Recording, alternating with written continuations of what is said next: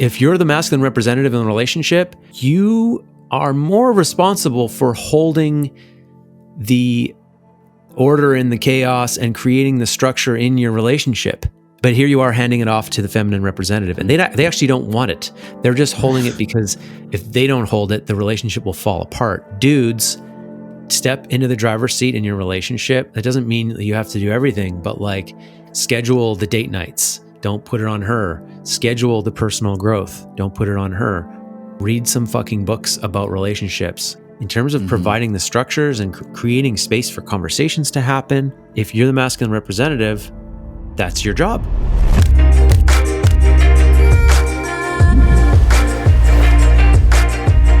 Welcome back to the Medicin podcast. My name is Mimi, and I have my partner in life and love and podcasting with me here, along with our very special guest. What is going on, everybody? You know, this is our second take at the intro. We had a little technical difficulty, and so I'm like, man, I can't use the same joke that I made the first time around, but I'm going to anyway. I'm wearing a pink tank top today because we're talking about masculinity. And, you know, there's differing opinions on what masculinity looks like and what it means. I tend to think that it's allowed to wear pink attire and still be masculine. Yeah, we kind of switched the roles here, blue and pink. Yeah. But maybe we can get into that today because we have an incredible guest, somebody who is deep into men's work, who is very, very tapped into all things masculinity. Ben Goresky, welcome to the Medicin podcast, my man. Take two. Yeah. Chase, Mimi, happy to be here. I'm stoked to have this conversation. Let's do it. Let's do it. Take two. All right. So, Ben, first question that we ask every guest on the Medicin is, what do you love in your life? What aspect of your life do you love so much you wish you could gift it to every human? There's a lot of things on that list, but the first thing that comes to mind is a connection to nature.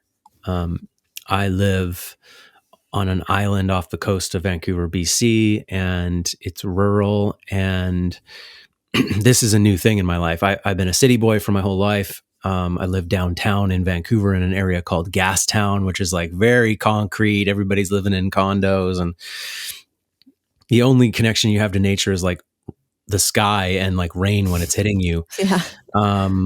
Whereas like here, I'm walking through the trees a lot. I'm connected to the sun. Like I really feel this need and this desire for the sun to come back at this time of year.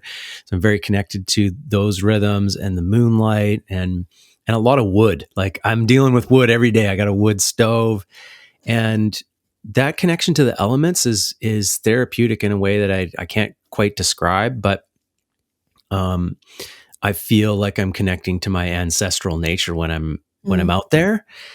And I know that there's a lot of people that spend their lives without that connection. It's like house to car to office, back to car, back to house. And maybe like a little walk around the suburbs. Yeah. Is the best you get. And, I just wish everybody had the level of access that I have. Another telling thing about this is my wife one day wrote ways that women can find ways to connect to their nature, their inner nature. And she suggested that they go out to nature and go sit by a stream or go sit in a field. And there was a number of people that commented on that post saying like, I don't have access to that. Like, where is that? Where is a field or a stream? Like, I don't know. And that made us both really sad. So I wish everybody had that kind of access. That's such a great point. And it's funny, like, I'm not a men's coach by any means, but, you know, we will occasionally get listeners to ask, like, hey, how do I strengthen my masculinity? And one of the things that I encourage people to do is, like, spend some time in nature. You know, Mother Nature is feminine. And a way to get a pulse on your own masculinity is to sit amongst the feminine. And is there something more feminine than nature itself? And take inventory of how you show up in the feminine, in amongst the feminine. And it might give you a way to triangulate where you are in your own masculinity. And another point that comes up for me as you say this is like the cyclical nature of nature. the seasons of nature. We get so, and especially men can get very compartmentalized and compulsive and do the same thing repetitively in this sort of like kind of the archetype of the addict, where it's ritualized and disconnected from the actual feeling of it. Being in nature and having your pulse on the seasons of nature is so, it's this like invisible hand of encouragement to consistently evaluate, is this a season for growth? Is this a season for rest? Is this a season for death and mourning and rebirth? And I think just having a relationship to nature itself is just wildly important in that sort of relationship that you have to yourself as well as the external world. It's the ultimate cure for depression, in my opinion. It's like just getting away from all the sedentary, interior, chemical-laden lifestyle, and never mind screens. Right, and back to like where you came from, where our ancestors came from. Yeah, it's a prescription now in some places. Forest bathing, they call it, when it's literally just like that's just means go outside, just be in nature for like longer than 5 minutes. And I think beyond that is like not seeing yourself separate from nature and like, okay, I'll open the door, I'll go out in nature, this thing that is separate from me, but rather, no, I am nature. I am a part of this. And there's a reason why when we go lay on the beach for 2 hours, we feel completely nourished. We're not doing anything, but we're like rejuvenated and energized literally from the earth that is also a part of us. And I think that that's so telling. It's like, unfortunately, I think actually in Webster's definition of nature, the way that they phrase it is separate from mankind, separate from us, which is like very depressing, but also very telling. It's so wrong. Yeah, I think there's many definitions that I would disagree with, and that's definitely one of them. Yeah. Well, man, we're stoked to get into all things men's work and masculinity. First, want to give a little bit of a preview into your life. You know, I was actually doing some diligence around John Weiland when we had him on the show here, I think in the summer, and stumbled upon some of your work and your podcast, and just like went all in and had a ton of fun catching up on what you've been up to.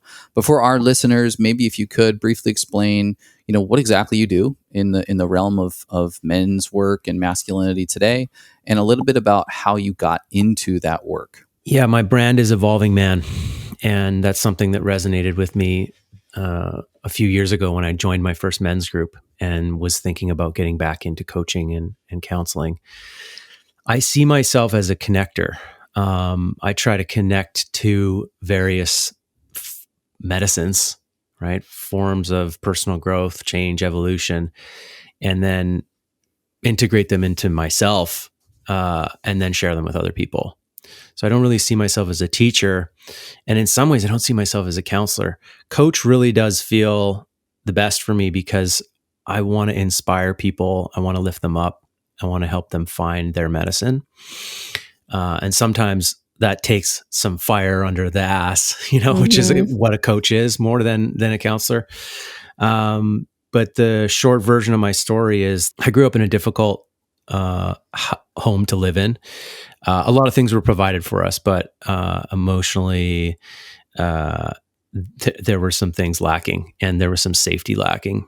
I ended up in rehab as a teenager. I went through rehab, and that was my first taste of personal growth work, inner work, and my first sort of spiritual transformation. And then I spent my 20s in recovery and learning to be a counselor, going to school, going to 12-step programs, sitting in circles with people, whether it was in 12-step meetings or whether it was in school. And around 30 years old, I had, I think I'd come a long way, but I still had more that I was seeking. And I had sort of stepped out of the 12-step world and was wanting to go deeper in other forms of healing, including psychedelics, which aren't really allowed in the 12-step world. But one of the things that I wanted to learn about was like masculinity. What is masculinity? What's my masculinity? What's my expression of that? And how do I strengthen that and use that to my advantage in life? Because I was 30 years old, but could not give you an answer as to what that is. But I had recently met some teachers who seemed like they knew. And so that was on my goals sheet on my wall for the year. And I had recently met the woman who is now my wife. And the first book she bought me was The Way of the Superior Man. And I read that book and was like, whoa, this is wild stuff, but it resonates. And she was like, I read that book too. And a lot of that resonated with me as a woman. And I was like, that's impressive that you could read this book and not be super triggered by it. And I joined a men's group and I learned what traditional men's work is and did it. And, you know, was surrounded by guys who were doing this work. And it really helped me heal some of the stuff that I still hadn't healed, related to my brother, who was kind of like my bully and my, you know, he's 3 years older than me and he was a tough guy. He was pretty tough to be around, really emotionally dysregulated. And so I had a lot of shit around with my brother and stuff with my dad and stuff with the power structures of the world, men in general. Doing that work with those guys helped me deal with that stuff so that I wasn't carrying it around with me everywhere I went.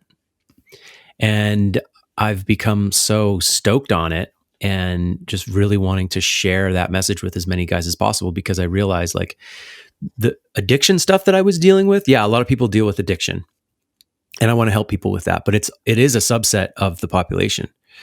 But what I discovered with men's work is like, wow, this is something that every man needs.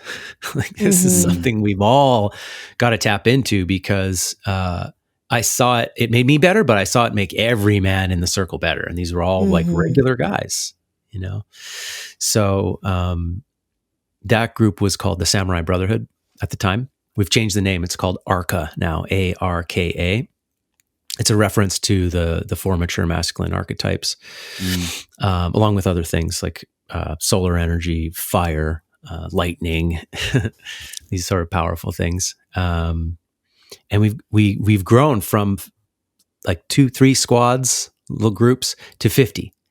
And I'm a director of that organization now, which is an honor. And I'm just on a mission, just like John Wineland, to start 10,000 men's groups. Same as him. Like when I read that in his book, I was like, oh, you're my guy. Like I'm following you, man. I love his work. Well, it's so interesting to me because, you know, our story, we're childhood sweethearts. We got married young, we got divorced, and no concept of like masculine, feminine, just completely following the mainstream script. We grew up evangelical Christian, which is heavy encouragement to get married when we were young. And anyway, we split up, we're divorced, and I'm kind of in my dark night of the soul, if you will, and getting exposed to these ideas, these spiritual concepts, and finding my own sort of like healing journey through mindfulness, and do come across David Data and John Wineland. John Wineland's such a catalyst for us in the way that we resurrected our dead relationship. That's so funny that your wife bought your now wife bought you that book, because I sent you John Wineland episodes. I was like, I think you might like this guy. We weren't even back together yet. And I was like, hey, I think you might like this guy.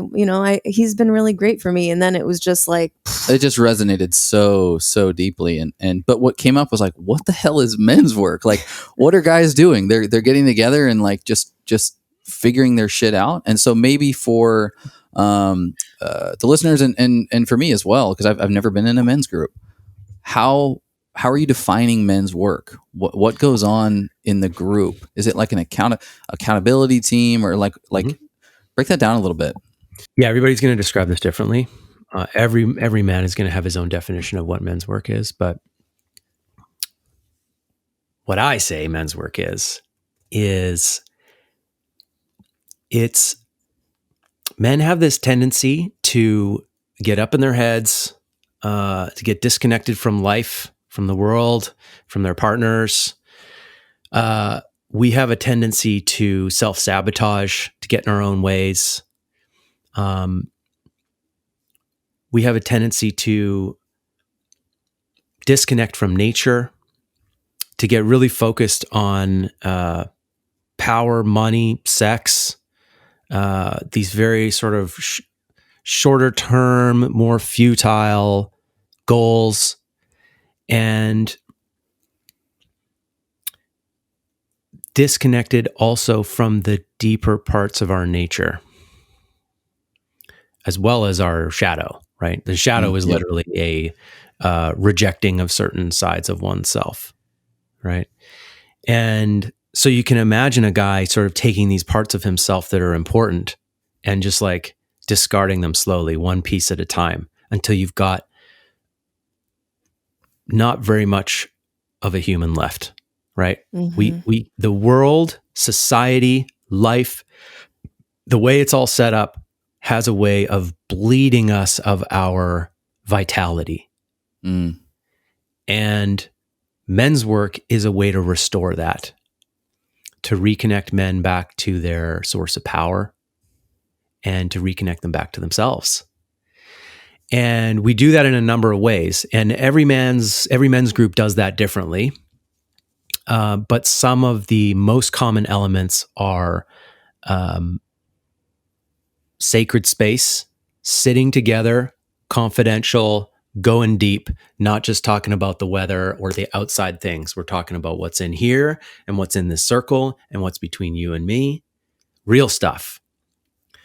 We're talking about what do you want to do with your life and why aren't you doing that right now? What's holding you back? How can we support you? What do you need to get rid of? What do you need to see through? What bullshit are you holding on to that's preventing you from going there? We connect to our bodies. We get into the body. You know, so many guys in a men's meeting, you think about it, it's like Monday night, Tuesday night, or a Wednesday night. Guys have worked all day. They've just been rushing and rushing. And it's just like work, shovel food into your face, like hit the gym, you know, get to the group. And like, you're kind of only half there at best sometimes, right? I think a lot of guys can relate to that. And men's work is meant to, hey, come get back here, get in here, get in that body, you know, get into this space, like look me in the eye, connect for a minute, you know? And so we do these like eye to eye connection exercises.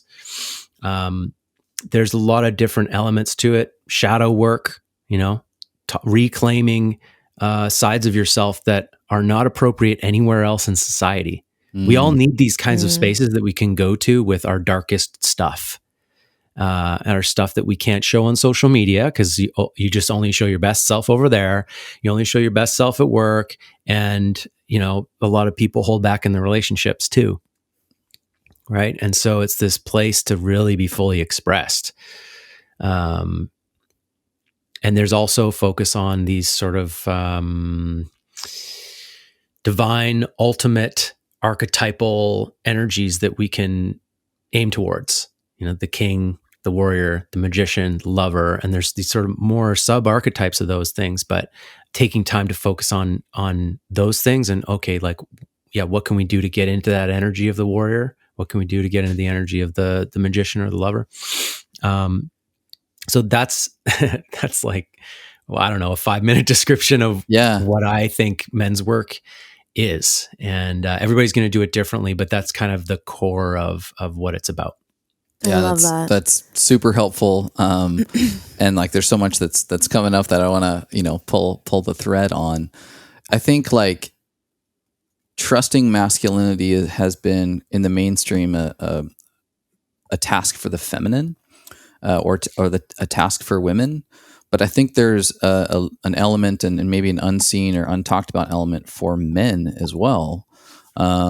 Trusting what is the immediate masculine figure in our lives, which is our father.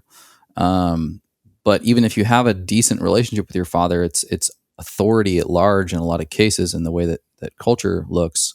And so it's teachers and coaches and pastors and shit. By the time you get through high school, a lot of men, you know, myself included, don't actually trust masculinity, don't trust authority. And so there's a few different approaches to take with that. There's the, you know, fuck you, I'm going to outperform the authority in a sort of counter way.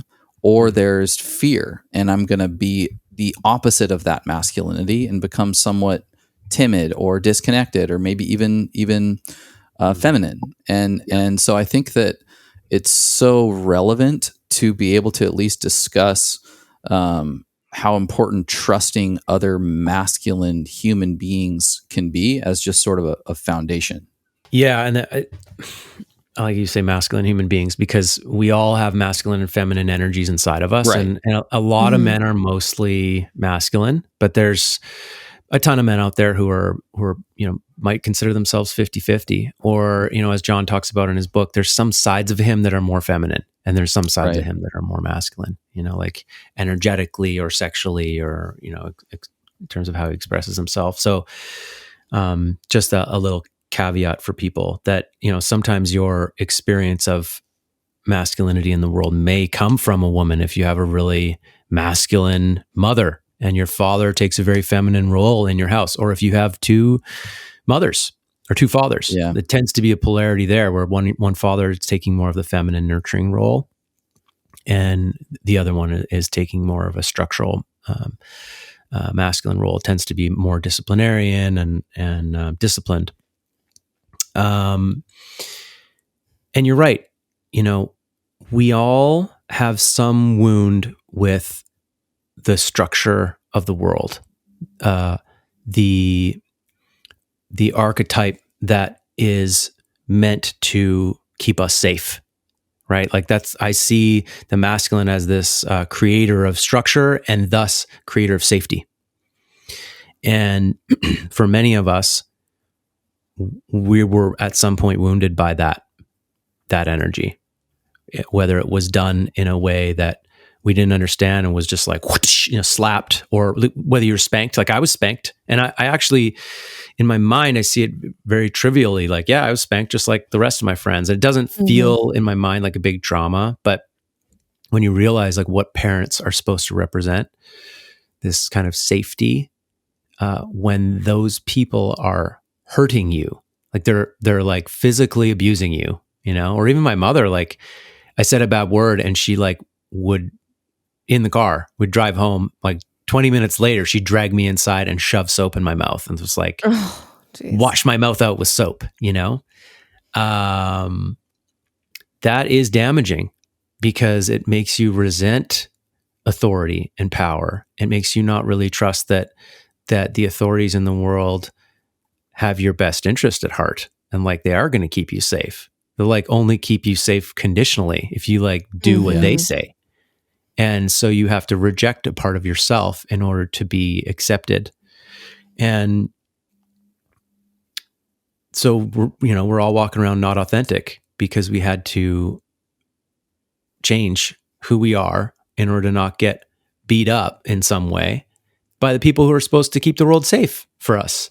The people who are creating the structure that's supposed to keep us safe. So yeah, we end up as adults, a lot of us, with some work to do around our relationship to power and the structures of the world. And a lot of people think that all politics is evil.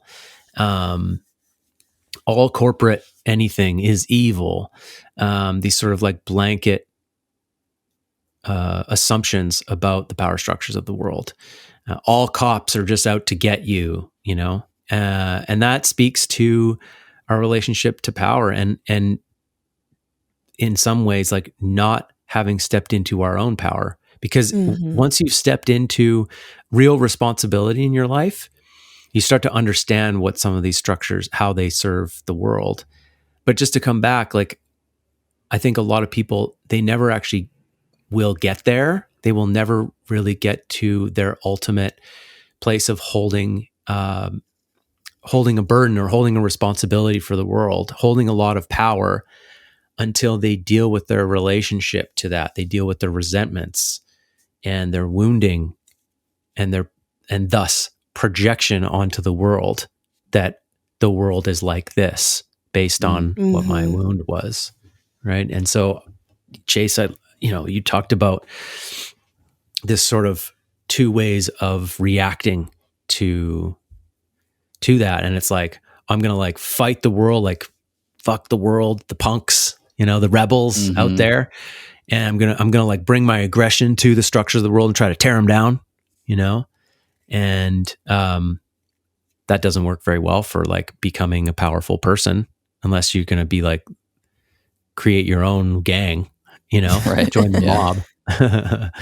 Or you reject it altogether and you don't want anything to do with it. And you become this like subdued, like, I don't even believe in any of that. I'm just going to like become a nice guy. Right. Right. A nice guy, which is Mhm.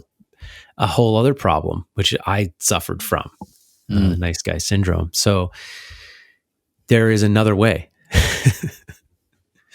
Yeah, I I love the visual, the imagery of when, kind of rewinding a little bit to the men's work. I think this is a human experience, but as we're on the topic of masculinity and men, the idea or the visual of a man kind of discarding certain aspects of himself, whether they're not serving him or whether they feel like dead weight or whether they feel ineffective or inefficient. You can't trust emotion. Like, I'm just going to like fully like cut myself off from my emotions because they're untrustworthy. Like, that's for women, that's, the feminine. And so I pictured just a man like letting go of almost like limbs of himself. And then what you're left with is like sort of a shell.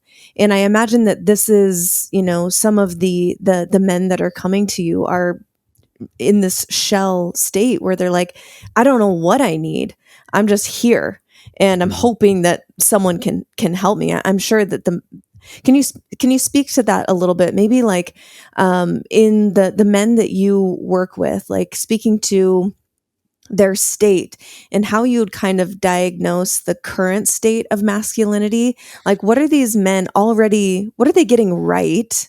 Where are they succeeding in their life right now with the men that you're working with? And what are they getting really wrong? If you could speak generally. I think a lot of men that come to my men's groups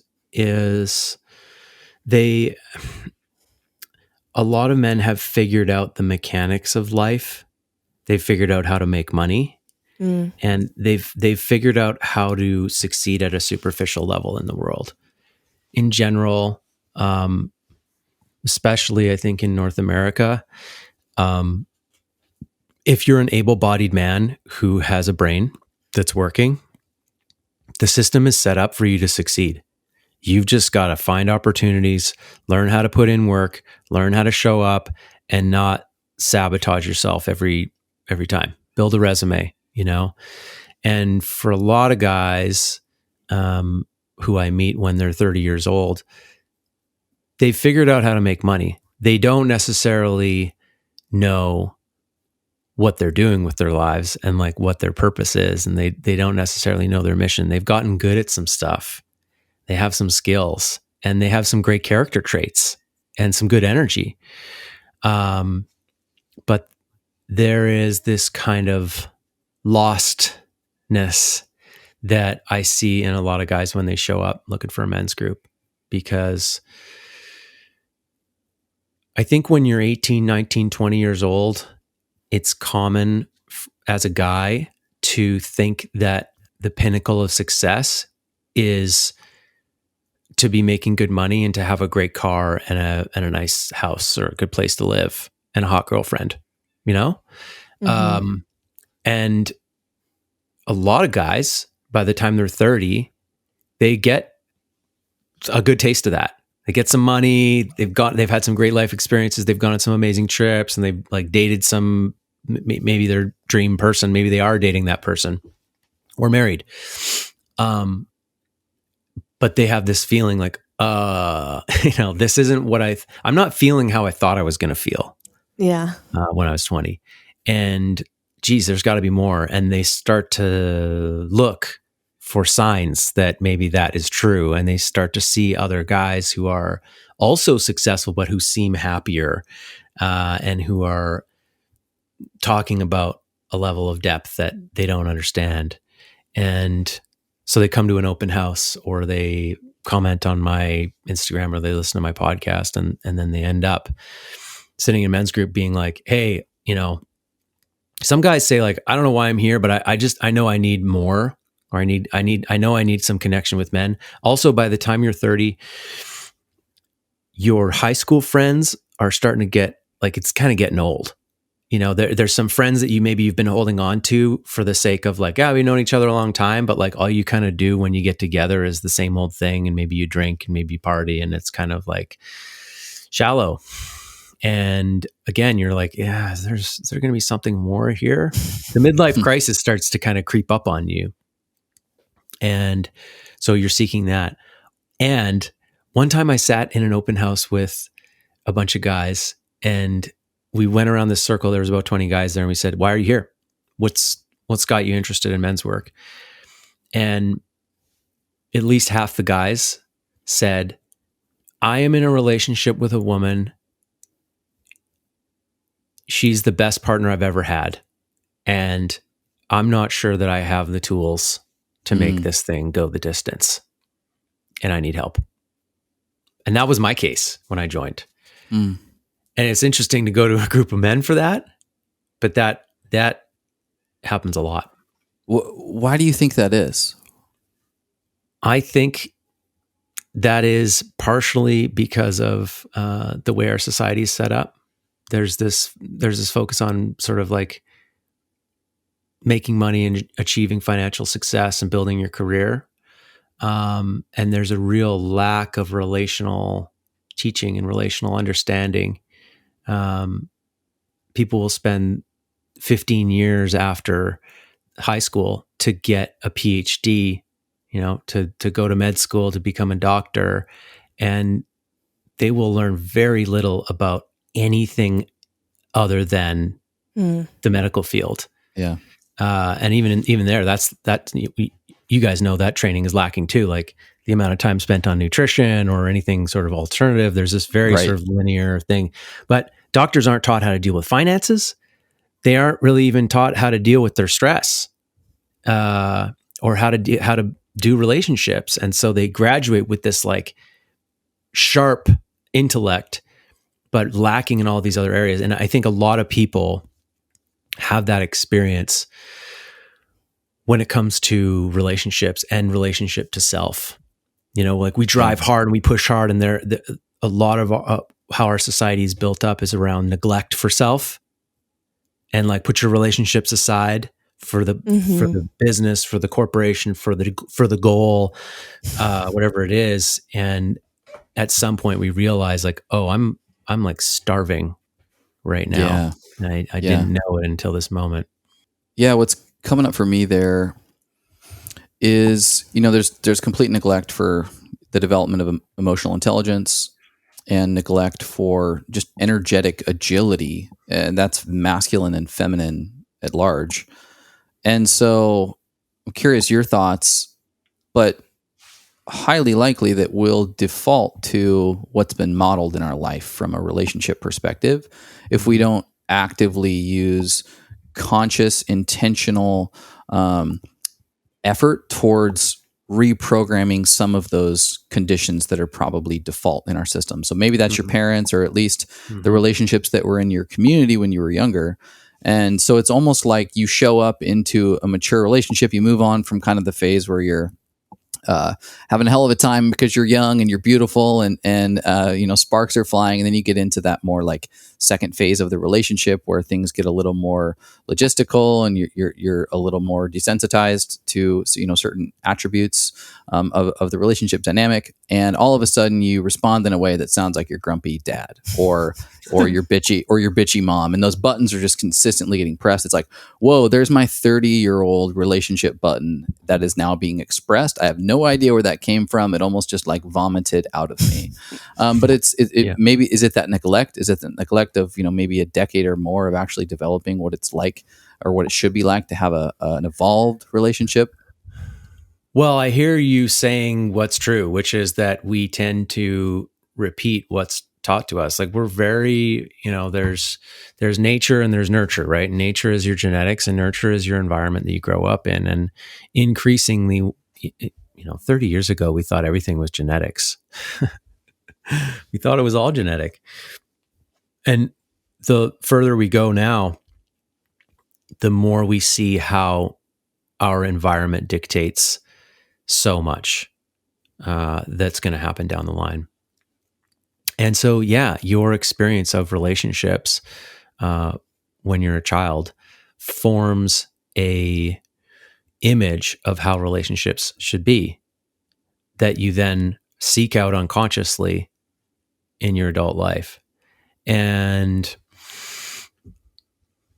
so I hear you talking about a lack. I mean, without doing anything, what we're all destined to do is to just sort of repeat in some way the environment of our childhoods. It doesn't mean that like it's not super linear sometimes. Like you don't just recreate the exact scene from your childhood. In fact, you may be directly attempting to create something opposite from it.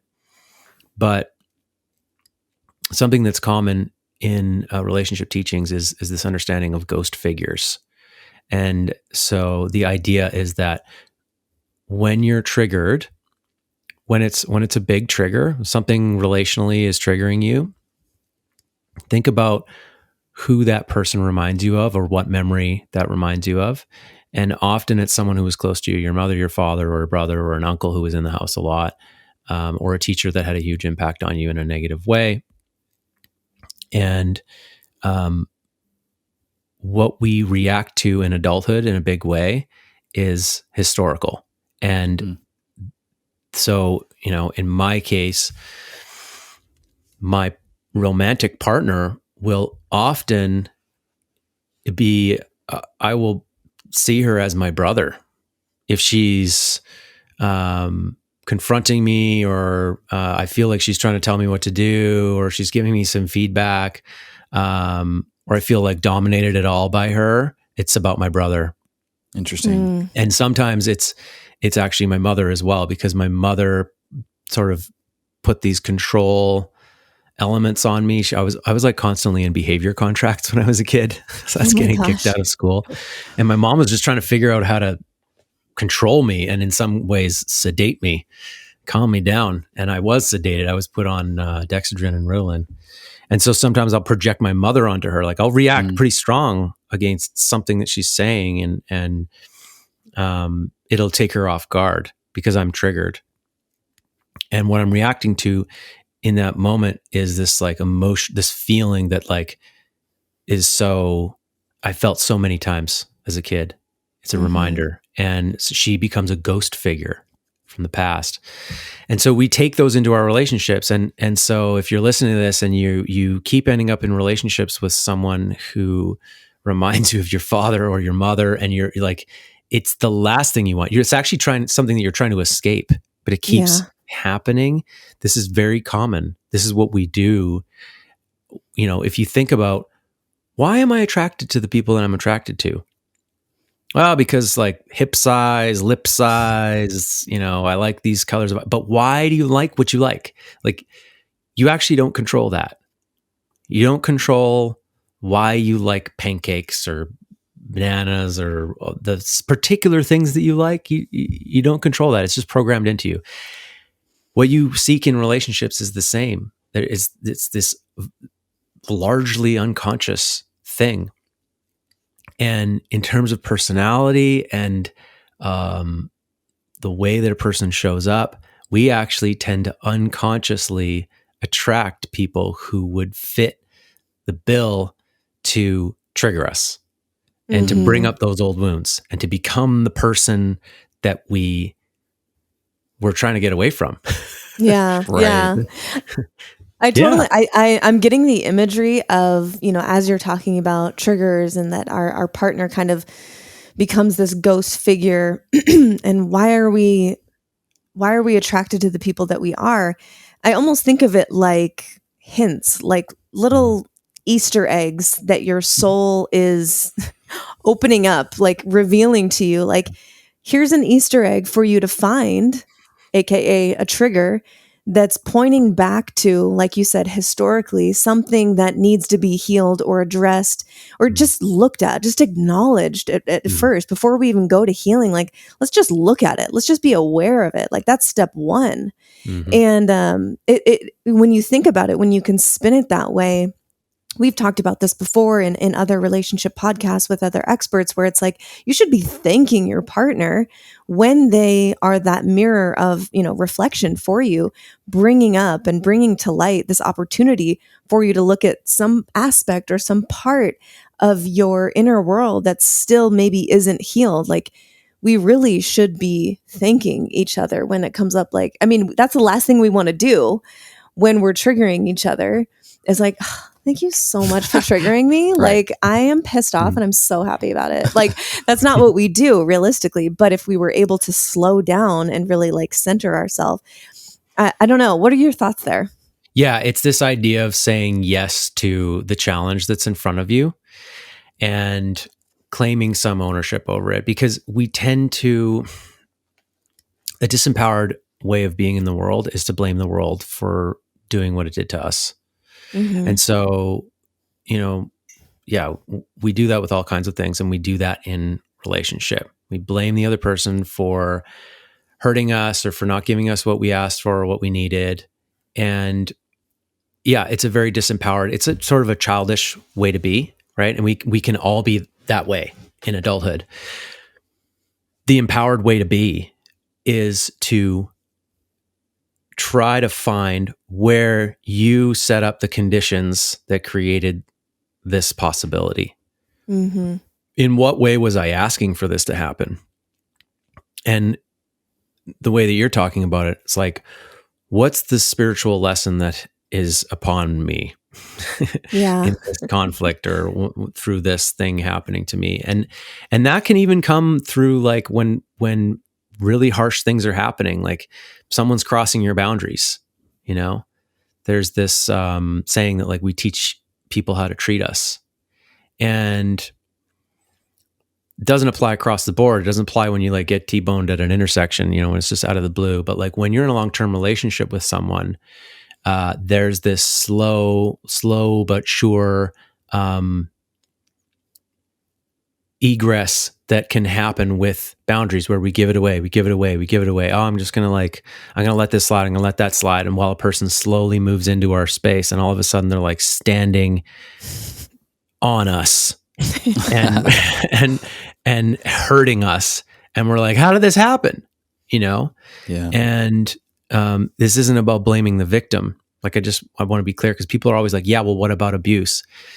Well, one thing I want to point out is that women who end up in abusive relationships, when you talk to them and you ask them about their relationship history, sometimes like every relationship has been abusive. Mm-hmm. And then you ask them about their childhood and there's abuse there. And that's not a coincidence. We tend to actually we unconsciously recreate these situations and like enter into situations that will end up the same, not because the world is cruel and because we're doomed, but because there's actually, your nature wants to resolve that. We want to resolve our childhood wounds. And so we kind of unconsciously go back to those places to try to fix it.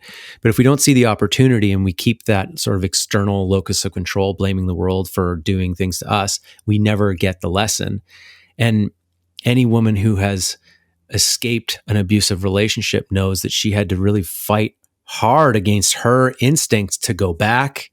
And she had to like sort of unlearn some of the ways of being in a relationship that she had learned. And she had to like learn how to set boundaries and how to say no and how to trust her instincts, like reform what her gut is telling her, And to love herself first. Mm-hmm. Yeah. That she's worthy of love. Yeah. Speaking of women, I'm loving this so much, but I would love to speak to our female or women listeners right now. If you could create a giant billboard that every woman in the world was going to see, and it would be translated perfectly into their language, every woman would see this, what would you want to teach us about men? What comes to mind first, if we're speaking at a societal level or population level thing, we're gonna put these everywhere. it would say something like, if you want men to be better, lift them up, lift them towards conscious masculinity, you know? That will serve us all so much better than trying to tear down the dark, trying to take down the dark masculine. Because the side of a man that wants to take from a woman, that sees her as an object and an object of pleasure or whatever he wants to use her for, that's the shadow. That's the dark side. And every man has that inside of him. And any man who says that he doesn't have that side is rejecting it. It's a part of everyone, that we all have an exploiter in us. And it's on men to do that work, to own that. And, I think it's been on women to do other work, and the Me Too movement was part of that. It was like, hey, out of the shadows, not hiding what happened to us anymore. Right. Like, that was beautiful. But as a society, we have to be really careful about trying to take down the bad guy, because we do that a lot. And I think it's actually worse now than it's ever been. Right. It's like, that side's bad. We got to take them down, Yeah. The Democrats think the Republicans are wrecking the country and they just got to destroy them. And the Republicans think the same thing about the Democrats. But folks, you're in a two-sided system. If you get rid of one side, you have no one to debate anymore. It's built that way. You need the other side. Yes. And we can't destroy our shadows. We can't destroy our darkness. And you can't get rid of all the bad men in the world by locking them up and throwing them all in jail, because every man has bad in him. We do need to prosecute the Weinsteins of the world, of course. Sure. Yeah. A level of accountability for sure. Yeah. But all the guys that I know have, your average amount of light and dark in them, and they're not, they don't need to go to jail. So how do we deal with those guys? You can't just take them down, just take down their dark side. Because a lot of guys that I know are feeling squashed and disempowered by the world right now. And what's my place? Well, it's because we're trying to erase their seat from society. We need to know where to go.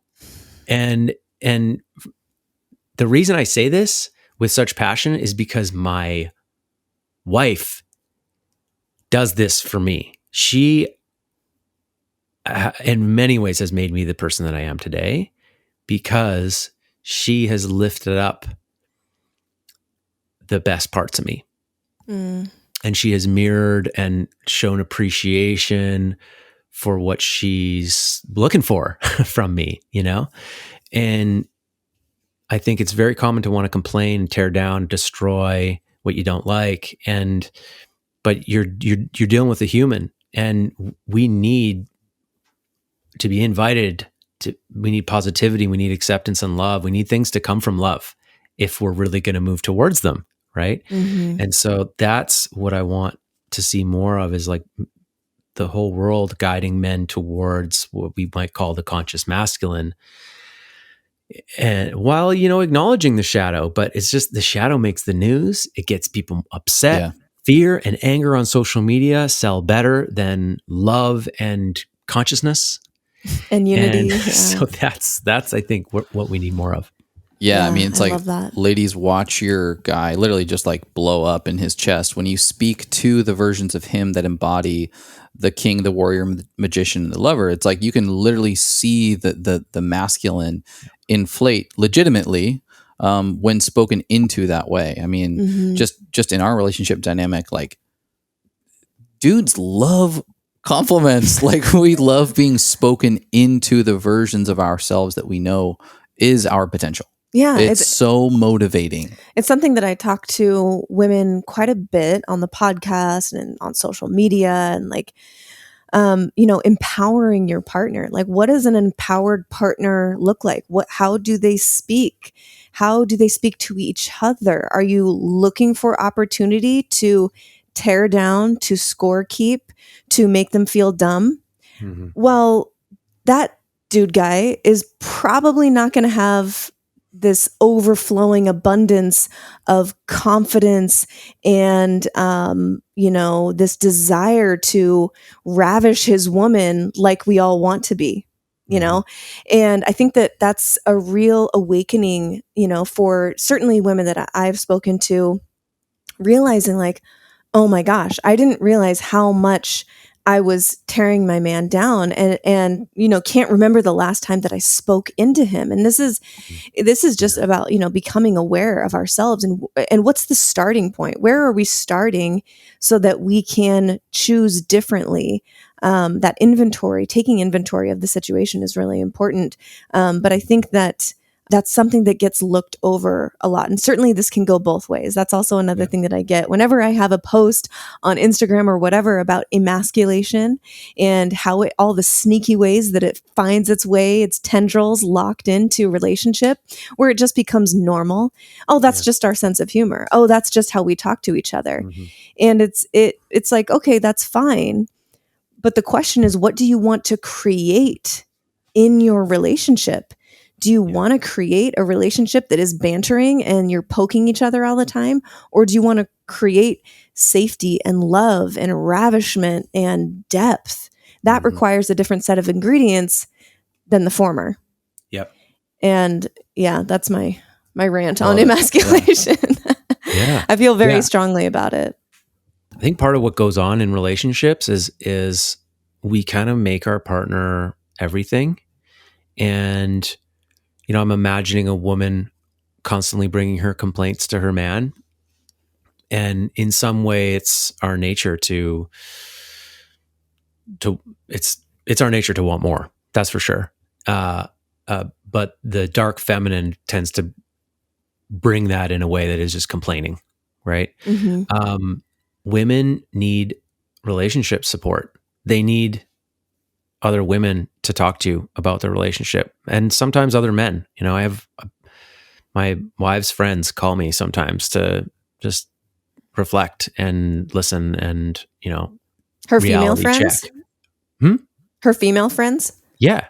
Okay. Yeah, just a reality check. And they're like, hey, like I'm talking to this guy and like, this is what's going on. This is what's my reaction is. Like, am I crazy? Like, what's he doing? Like, what am I doing? Yeah. It's good to be able to do that. And it's important to be able to do that because, again, societally, it's like we have this nuclear thing going on and we put way too many eggs in one basket with our relationships, especially when I was younger. I remember noticing like, we had the fellas, the gang, and Buddy gets in a relationship and he disappears. He's gone. Right. For like a year and a half. And then they break up and he's back, Yeah. And we're like, dude, you were completely gone. Like, that's too much. You went too hard, And I think we all learned that early on, but we can do that all through life. And our society encourages that kind of isolation. And men need this too. Like, we need to be able to have trusted advisors who we can go and vent to and like, this is what's happening. This is what I said. And this is what she said to me. And I'm pissed off about that. We get some stuff out and so that you can come back to your partner and like be level-headed and share like what was really going on for you. Because what we do a lot is we seek no counsel. Neither person is seeking counsel outside the relationship. Maybe you get a little bit of collusion from your friends where they just agree and tell you that you're right all the time, which isn't that helpful. It's no good for you. Fuel on the fire. Yeah. Yeah. Don't settle. And then we just throw it all at each other and it's too much. It's literally too much for us to handle. And my belief is like, yeah, it is, because it's not meant to. Like, we're meant to live in a village. Like there's meant to be these little posses all over the place. Like, men meeting in circles and women meeting in the women's tent. And like that has happened for hundreds of years until just recently when we started living these really kind of isolated boxes. even just at the turn of the century, 2/3 of men were part of the Freemasons or some other associated group. Wow. The turn of the Yeah. last century in 1900. So like there was this sort of like getting together and like recharging and like being in one another's energy. And it seems we only get that now if we go looking for it. And so, yeah, my message is like, that's a vitamin that we all need, and you better go get it, because otherwise you're putting too much on yourself and you're putting too much on your romantic partner if you're in a relationship. Yeah, Yeah, it's so and good. it makes me, and you said it earlier, but it's this feeling of, where do I go, and where do I belong? And unfortunately, and I'm curious to get your thoughts on this, in the way that the world looks right now, is there are some really convenient, pleasurable alternatives that aren't fruitful in nature. They're not long-term satiating, but they're littered with pleasure. And so when you don't feel like you belong, there are alternatives to feeling quote unquote good nearby. And what I mean by that specifically is porn, shit food, video games, these highly pleasurable alternatives. Are you seeing that in your work? What concerns you about those options that are seemingly everywhere, which can kind of fill the purpose void, seemingly? Yeah. I am seeing it everywhere, just like you guys are. I am concerned. Even the guys who I know who like really have their shit together are very borderline addicted to their phones at times or other things. Cannabis has become virtually legalized in Canada here, and cannabis has had a real run in a lot of people's lives. Porn also just like used to have to like get to your porno mag or get to a video somewhere, but like now it's in your pocket anytime. You almost have to do work, it seems like, just having a male partner who doesn't engage in that. It seems like the guys that don't want to have that in front of their face, you actually have to work to not have it in front of your face, like on Instagram. I saw a stat today, 41% of 12-year-olds have seen porn. 58% of them, I think it was accidental because, and I could be butchering this, don't grill me anybody on this, but 41% of 12-year-olds had seen it. 58% said it was unintended. It just showed up because they've got a phone, and somebody's throwing booty pics on the Instagram Explorer page, just out of the way that the whole platform is set up. Yep. Yeah, it's there. And man, you think about 100 years ago, like what did people have to pleasure themselves? It was not as accessible as it is now, right? Other people is useful, tobacco, alcohol, but like most other things were not very accessible. And now we have just so many things. Even the drugs are getting stronger and stronger to the point where now people are accidentally dying like crazy with fentanyl. Fentanyl's like 100 times more strong than oxys, whatever it is. So everything's become so powerful now that we can like accidentally overdose and die. And media is becoming more and more powerful, more and more immersive, and just our screens all together and how integrated our lives are with our phones, right? It's a problem. And I certainly think we're getting more and more addicted. And I'm worried about where that goes. And at an individual level, we are having to pick up more and more of the responsibility of managing our attention, managing our own dopamine systems, our own reward pathways, and just like trying to get that in line, no screen time days, like one day a week, no screens, or like going on these Vipassana retreats, or, Nop Nom challenge, no porn, no masturbation challenges with men's groups. A lot of guys, when they first join a men's group, that's one of the lowest hanging fruits that they go after is like, okay, it's accountability time. Okay. No porn, no masturbation for 30 days, and like, I need an accountability buddy, and like you get a buddy and you go for it because it's hard. And there's lots of other things to do that with. So I work with guys who are dealing with addiction, and I run a small group of guys that they sort of come in for 3 to 6 months, and it's a boot camp where you get your shit together with the accountability of a men's group.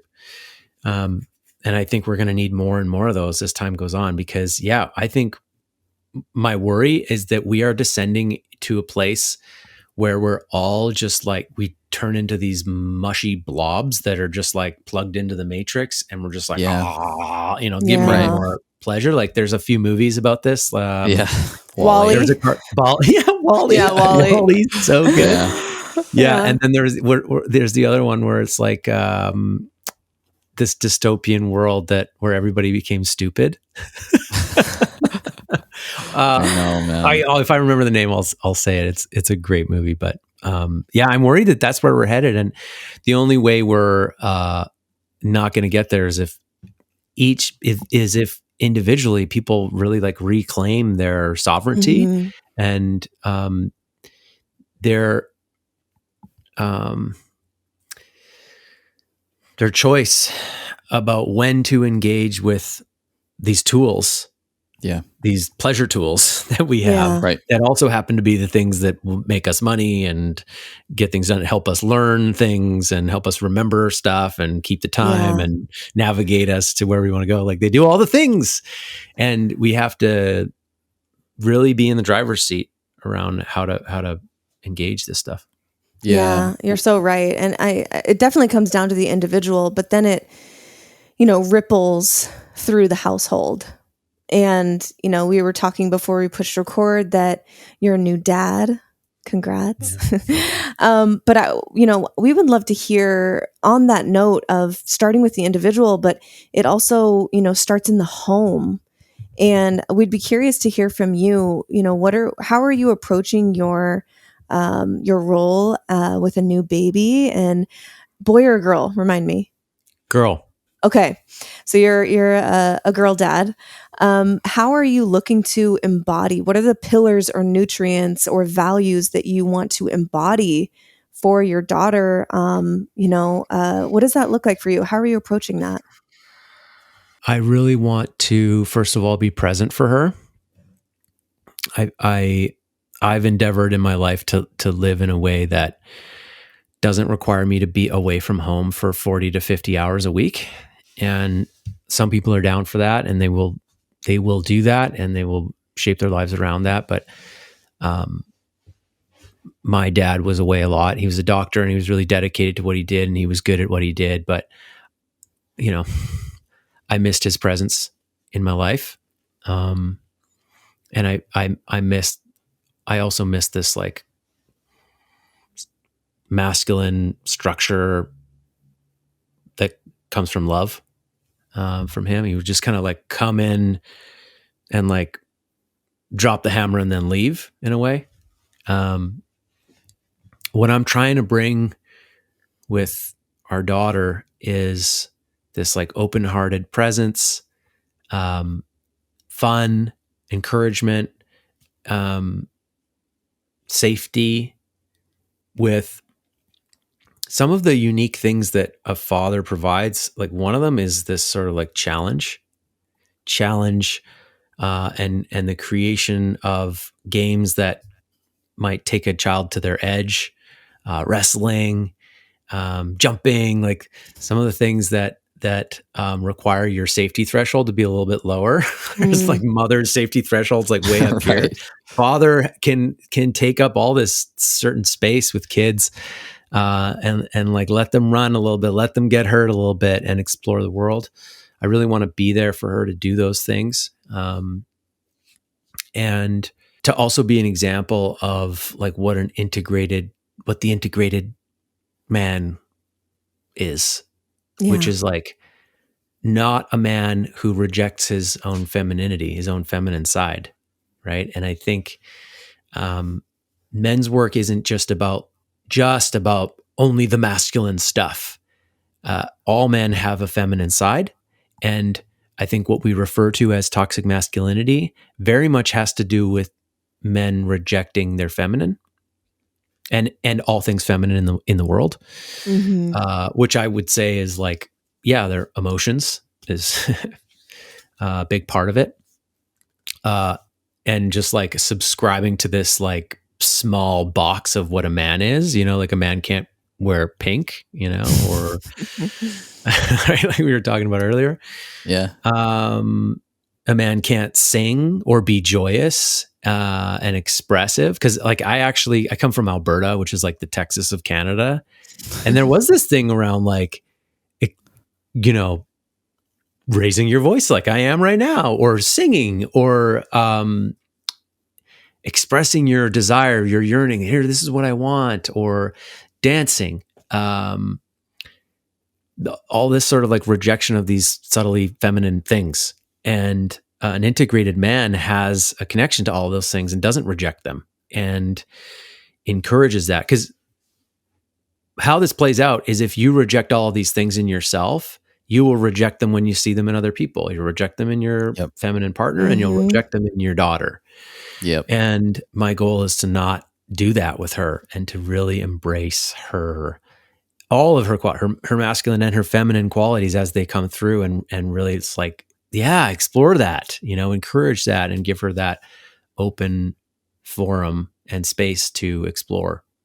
Yep. Yeah. I think as a father, being in touch with that feminine side, for both a child that would be a girl or a boy, you're able to see by example that being childlike is okay. And it's something that we can continue to integrate into adulthood. And like so much of what gets called feminine for men as adults is really just them trying to find their child again and be able to play, laugh, and dance. Our great teacher, Paul Chak, consistently says, like, when did you stop laughing? When did you stop dancing? When did you stop dreaming? These are the things this is likely the time that dis-ease crept into your life. This is likely the time that you have lost your child. So much of my healing after we split up was like, damn, man, I haven't fucking goofed off in way too long. I was this serious asshole who needed money, status, climbing the ranks of the corporate ladder in order to feel happy. And I think so much of just like, and I'm glad to hear you say this, because there is a move in kind of the masculine world of just like abandoning this idea that men have a feminine essence or a feminine attribute to themselves, and that it doesn't exist. And I completely disagree. And I think it's part of having an inner child that can be balanced, yes, and integrated at the appropriate times, but it's so critical in order to have happiness, to have presence, to have play. Yeah, man, that piece around not allowing your child to be childish it just strikes a chord. Yeah. Because the amount of times that I essentially was told to grow up when I was a kid, or saw adults telling other kids to grow up, or some of the old practices of parenting that my wife and I are not doing, like the cry it out method, like, oh, just leave them over there and they'll just cry themselves to sleep. No, they're like freaking out until they pass out from exhaustion. That's what crying it out is. Yeah. And we're essentially like conveying the message like, hey, the world is cold and dark and you've just gotta, like, you're screwed. There's no one's going to help you. So like grow up. When you're a baby, you're just telling people to grow up when they're not grown up. And we do that with kids at all these different stages of life, tell them to be more mature than they are. Yeah. And in many ways, the school system, I think, is set up just to create these like conforming factory workers, right? Just like do as you're told, learn what you're supposed to learn. Don't get creative and don't explore, really. I don't think humanity is going to get out of the mess we're in if we keep creating that kind of person. Right. We need bigger thinkers. We need all of our potential at the ready for the shit that is coming down the pipes here. We don't need zombies that are cut off and shut down and disconnected. We need fully alive people who are like ready and have their wits and have their creativity at their disposal. And that's how you get it, is by allowing a child to be a child, allowing them to explore, allowing them to develop as nature intended. Right. Yeah. I love that. It's so funny you bring up, we've had these conversations recently. We go back and watch movies from our childhood, and they're movies that we love, like Home Alone is a good Yeah. example. You go back and watch Home Alone as a, I would call a somewhat conscious adult, where you're, I personally, thinking about how would we want to raise a child? What are the values that we would want to instill? What do we want to teach them? What do we, hope that they would be like? What do we want to be like? All these questions swirling in your mind. Mm-hmm. You watch a movie like Home Alone and how they treat, their youngest child. Yeah. Kevin, it's like, I put it on my story. I was so like shocked from Appalled. it. I was appalled at the way that these parents were treating this child. And it was one of those things where you don't remember it really as a kid. You're just like, yeah, parents suck. But it really was not that far off. Well, it resonates. I mean, it's a popular reality. And it resonates for a reason. It's not that far off from what probably all of us here and probably the majority of people who are listening to this or watching this had to, dealt with as a kid. Someone, saying, grow up, don't be so childish, inside voices, like sit down and shut up kind of behavior. And it's like, man, it like hurts my heart when I watch it now, because that is the opposite of the parent that I want to be in the future. I mean, I don't know about others, but I've had those moments when you're a kid and you're like alone in your room because you did something and you're like, everybody fucking hates me. Like, why is everybody against me right now? And like, I say that, but that rage like still lives in me to a certain degree. Mm-hmm. And you see those types of things, even if it's dramatized in movies, and it resonates, man, it freaking just strikes a chord. Yeah. Well, because what's on the other side of that, like, do as we say, it's, or we will withdraw our love from you. Yeah. That's what you need as a kid, is attachment to your family and to know that you're accepted by your tribe for who you are. Yeah. And Gabor Mate says that there's two main instincts that we all have: authenticity, to like be ourselves. We have just a core need to express the uniqueness of who we are, and attachment, the attachment to the tribe, to the family, and to know that you're not left out in the cold. Yeah. And what the old style of parenting threatens your attachment when you're being authentically yourself, because it's uncomfortable. Your anger is not okay in this house. The way that you're talking is not okay here. And so we will detach from you unless you change, unless you shut down this part of yourself. And so when attachment is threatened, we will sacrifice authenticity every time. Yeah. We will give away a piece of ourselves every time. Mm-hmm. And so there was Kevin, rejected by his family in a way. It's like they I think in the movie, they just unconsciously left him. Yeah. Yeah. They accidentally left him, but you can sort of see how the kid was an afterthought in that family, and he was rejected by all because he was probably a little bit rambunctious and pretty creative and got into some shit. Right. Totally. And he gets left. He gets it. So that's it. It's what I'm talking about playing out, Yeah. Mm-hmm. Yeah. Well, good for you, man. I'm so glad that this is what we, as a community of people who claim to be searching for consciousness, get to be a part of, and really like impacting the world in this way. Couple questions for you, kind of in the relationship space at large. This is a topic that we love, and I think is so wildly helpful, in addition to topics like parenting and like how much impact can be made just by improving the relationships in your life. We often get this question, and I know that you're in this work and would be curious to hear what you have to say, but it's oftentimes coming from women, and they're in a relationship. And the question is, how do I get him in on the work? How do I enroll him into the conscious relationship work? Mm-hmm. How do you typically, have you heard that question? And how do you typically respond? Every day of my life, I get that question. Yeah. Yeah. It's a tough one to answer, because the other question that I get from people is, how do I help my drug addicted or porn addicted friend or partner? How do I get someone who's addicted to see that they're addicted and then change? Yeah. And yeah, it's an interesting question because, how do you get someone to change who doesn't want to change? Yep. Right? It's not that easy. We can't just make each other change. And it's not that easy to motivate someone to do something they don't want to do.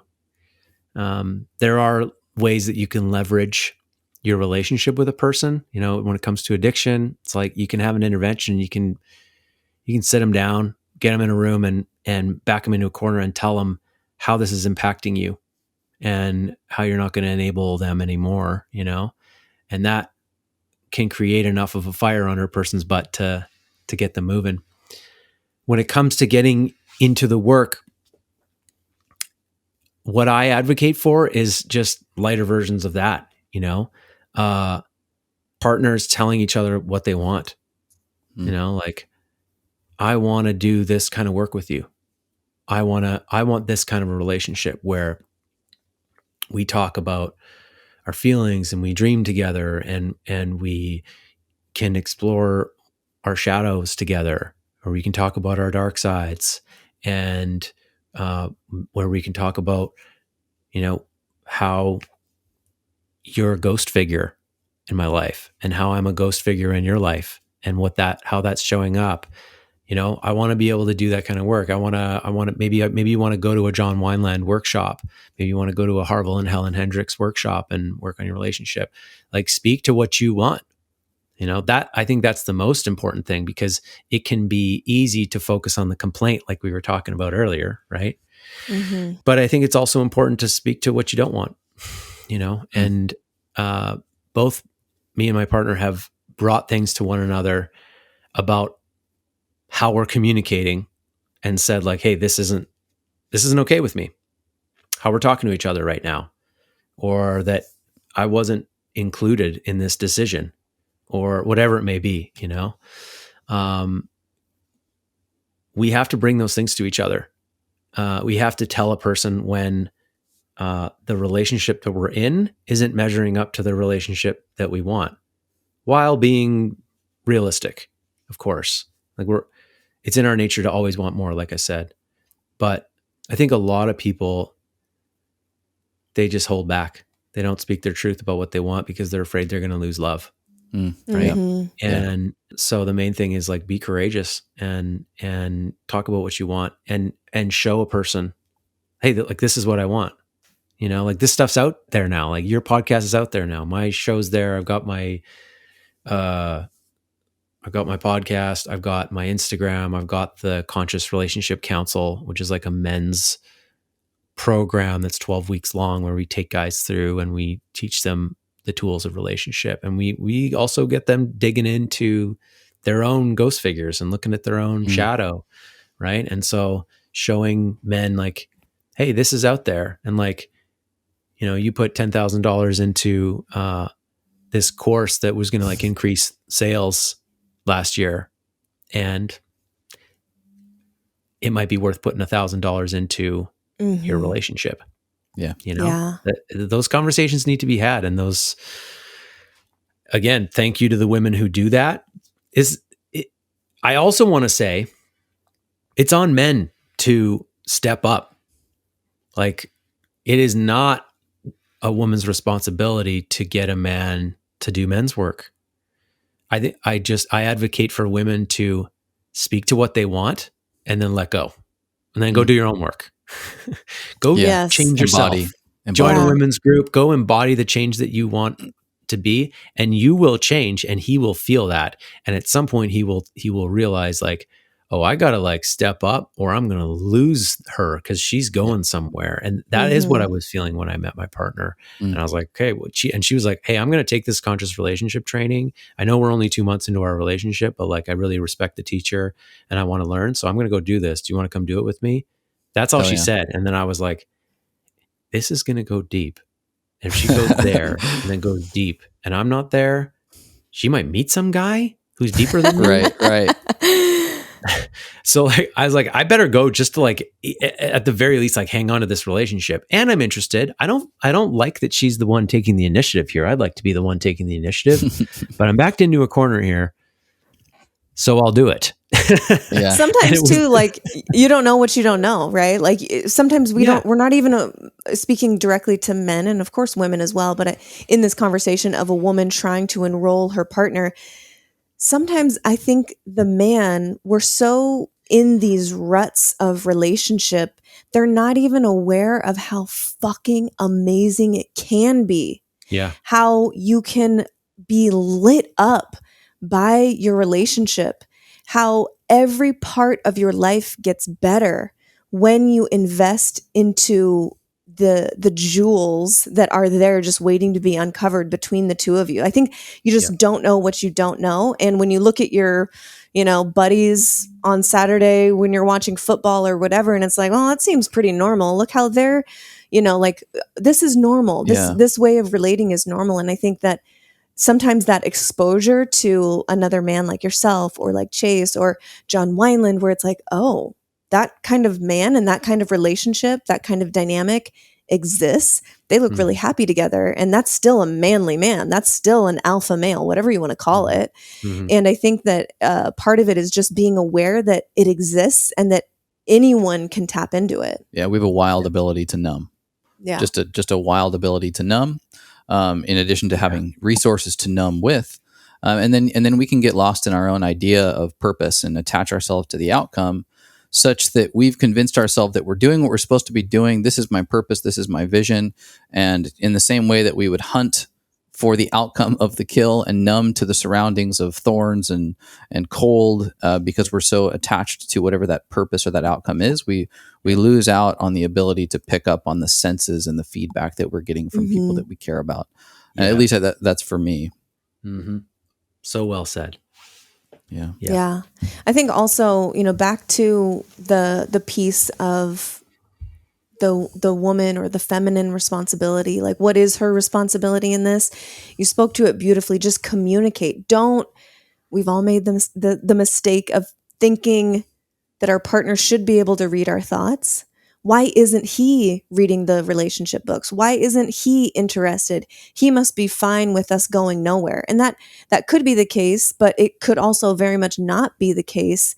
And I think it does, like you said, start with voicing what you truly desire from a place of love, not from a place of criticism and pointing the finger and making judgments about your partner, but like, what do you want to experience? What are you interested in? Oh my God, I would love to go to this relationship workshop with John Wineland.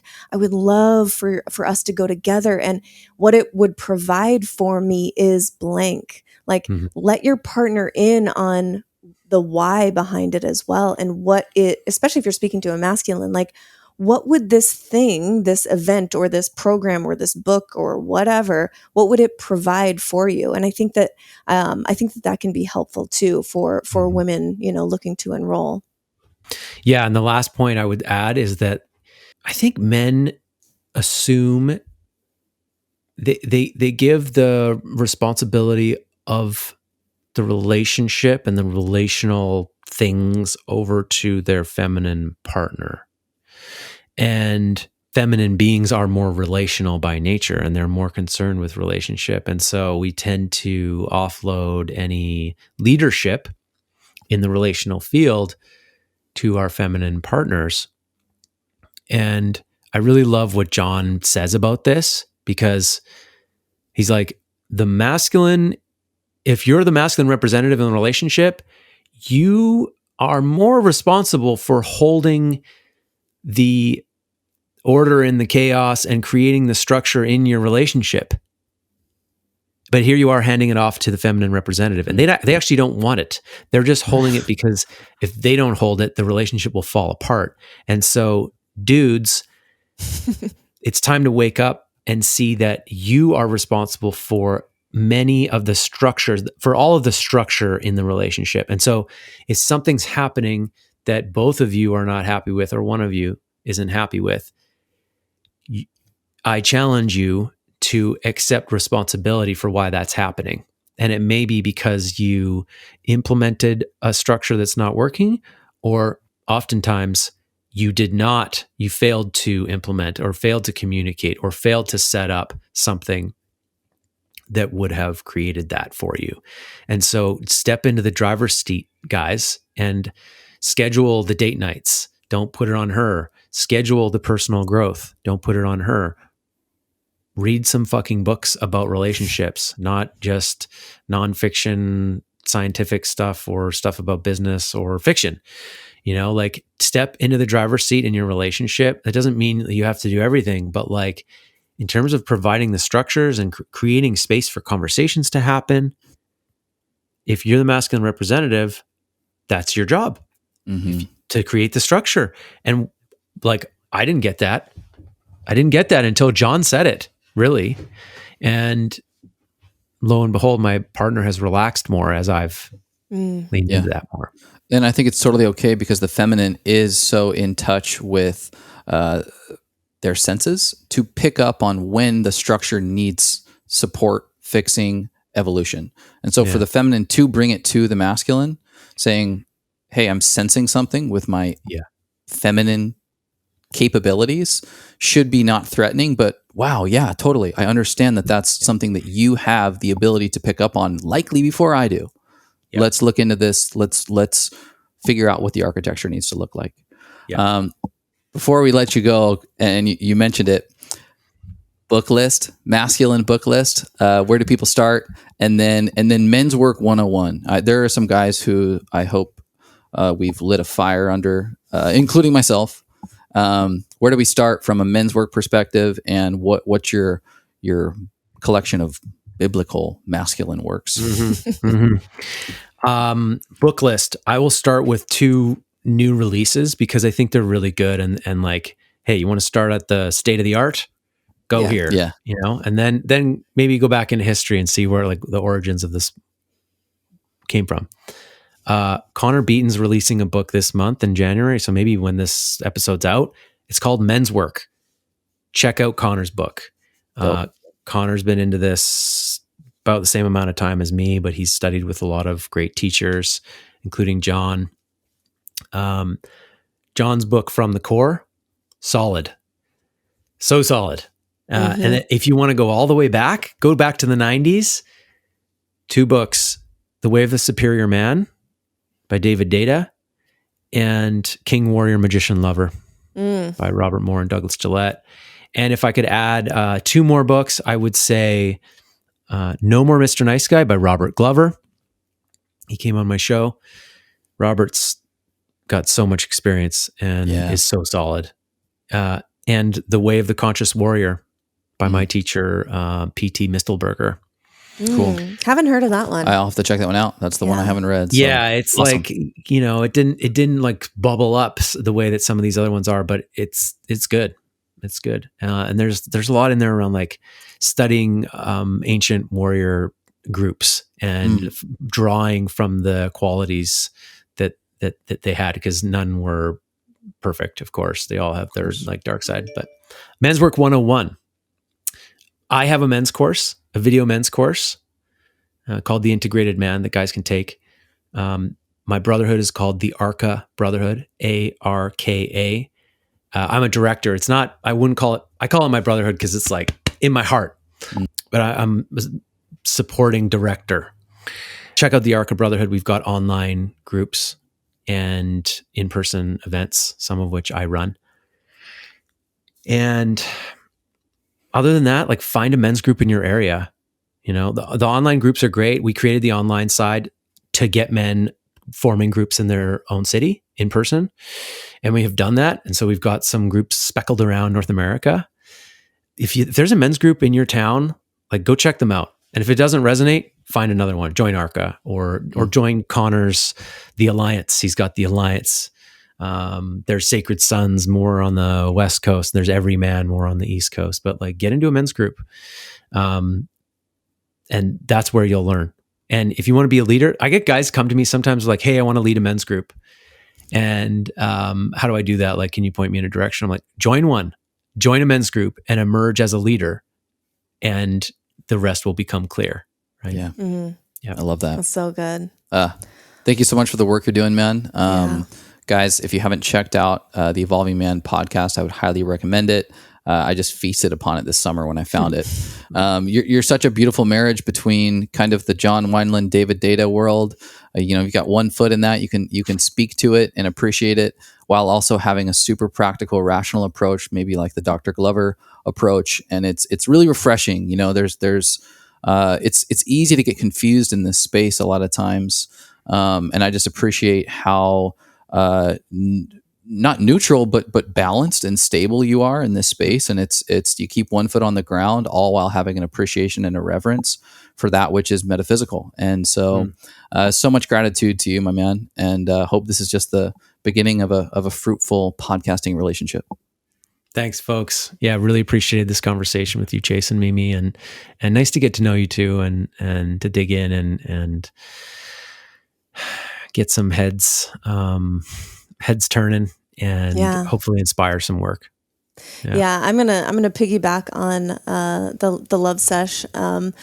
I just, as a feminine, and I know there are a lot of feminine listening probably who have maybe lost hope or been really discouraged about the dating world, about men in general. And, hearing someone like you speak, obviously I live with a man who is, I think, very integrated, but you're providing hope for the feminine too, not just men, because it's men like you, men like Chase, men like John Wineland, where the female or the feminine women hear that this type of man exists, that it's possible, and that, you get reinvigorated with hope for whatever your situation is, dating or marriage or kids or whatever. Like you're inspiring and I think injecting hope into a lot of people, including women. So thank you very much. Thank you, Mimi. And I have to say, like, as a guy who's got this podcast and I'm sharing stuff on social media, I get first of all, like 70% of my followers are women. That speaks to like where the eyes are, who's keeping an eye on this stuff. But I get a lot of this type of feedback, like what you just said. And it's giving me exactly what I was asking for on the billboard, right? It just like makes me want to do it more. Like, oh, okay, great. Oh yeah, thank you. Head in the right direction. Okay, I'm going to keep going, you know? So I also just really appreciate the love and the feedback from the feminine beings out there who are like, hey, thank you for the inspiration and for helping men. Cause I every little bit of feedback feels great and gives me more energy to give back. So I'll just keep paying it forward. Thank you, Mimi. It's impossible for us as podcasters or anyone with any sort of platform of influence to any degree, and they're using it for good and for hope and encouragement. It's impossible for us to ever be fully aware of the ripple of influence. And I think if we were aware of the entire like ripple, it would be overwhelming, to see how many lives are impacted by these types of conversations. Yeah. And we just get, little bits and maybe 1% of, and I think that it's, but that 1% is enough to keep us diving into the work ourselves. And then, inviting people like you on to share their wisdom with our listeners. So yeah, very much appreciate it. I'll stop the love sesh there. Yeah. I mean, keep paying it forward and inspire the next generation of podcasters and healers, Joe Rogan 10 years ago and Aubrey Marcus, like some of these guys that I was listening to early on in the podcast space, Tim Ferriss, changed my life. Here, having those voices in my head and listening to their positivity and where they were shooting and seeing their impact on my life, I was like, oh, wow. Like if I could. And then I started having like inspiring conversations with other people. And I was like, hey, if this was recorded, how many people could benefit? And so you just go. And it pays off, man. It pays off because I agree with you. Podcasting save lives. Let's go. Yep. So the last question that we ask every guest on the Medicin, we're all about acquiring the tools and inviting, leaning into the different medicines for our life, for our health, for our relationships, for our spirituality. And we would love to hear from you. What currently feels like medicine right now for you? Yeah, it's funny. I wanted to come on this show and start by talking with you guys about the difference between medication and medicine, because those are very different things. And I think Yep. a lot of us medicate our wounds. We medicate what's going on for us, and it's just a way of getting by. And medicine is healing, right? And for me, yeah, if I could just encompass like all of my medicine, it would really be that it has to do with connection to nature, connection to self, and connection to other people. And so, time in nature, fire, men's circles, singing and dancing with friends, eye gazing with my partner, all of these things, those are all the medicine for me. And then, I've got like extra boosters that I throw on top. There's like the odd psychedelic, or there's a sauna and a cold dip, or an extreme thing that I do. But really the medicine is connection. And so, if you're feeling like you could use some medicine, go find some connection, either to yourself or to other people or to nature. That's the best answer I've got. Perfect. Yeah, it's Beautiful. perfect. Great way to end. Thank you again. We have enjoyed this so much. And thank you to our listeners. Thanks for hanging with us today. Check the show notes for all the links, all the things that Ben talked about. We will have it there for you. And if this episode touched you in any way, if it lit anything up inside of you, send it to someone that you love. Send it to someone that you care about. You have no idea who is desperate for this type of information. So help us pay it forward and start to create the more beautiful world that our hearts know is possible. All right, go spread some light. We'll talk soon. Bye. Thank you so much for listening. If you enjoyed that, check out right over here for some more fun clips. Oh, and you're going to want to subscribe. Bye.